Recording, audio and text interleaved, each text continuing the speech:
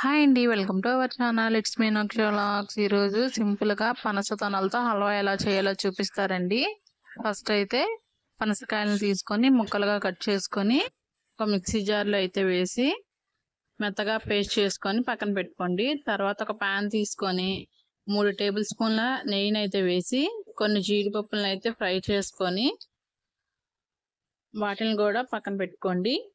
తర్వాత అదే ప్యాన్‌లో ముందుగా పేస్ట్ చేసుకున్న పనస తొనల పేస్ట్‌ని అయితే వేసి పచ్చివాసన పోయేదాకా అయితే ఫ్రై చేసుకోండి.